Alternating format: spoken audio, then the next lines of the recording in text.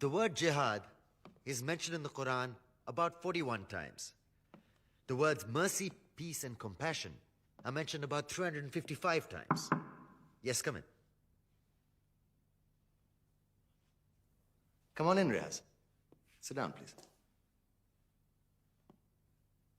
Contrary to popular belief in most Western cultures, Islam is a religion that preaches peace and tolerance. Yes, Patricia.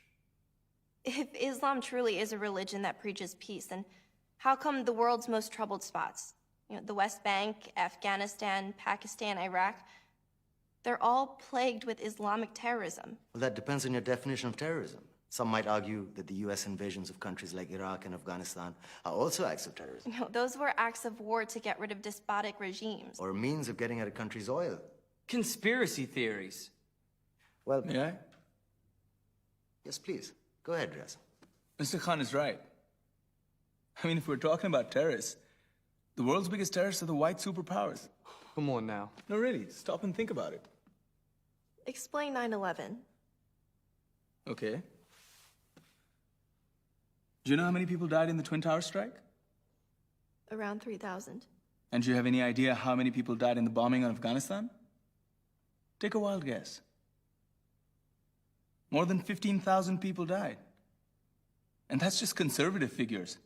About 50,000 tons of explosives were dropped on innocent civilians. Men, women, children. Yeah, but that was because of the Taliban. Now that you brought it up, did you know that the Taliban was a creation of the CIA to fight the Russians? Whatever. They were still harboring terrorists. Yeah, right. Terrorists that were never found. Just like the weapons of mass destruction that were never found in Iraq. Do you want to get into the death toll in Iraq? 500,000 civilians and counting.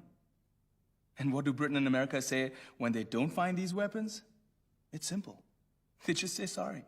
And still refuse to relinquish control of these countries. What are you trying to say? What I'm trying to say is that just because you're American, wear a fancy suit, and call yourself the president, doesn't make you any less of a terrorist.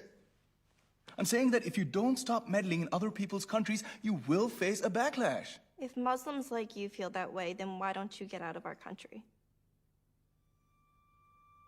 We will. As soon as you promise to leave ours.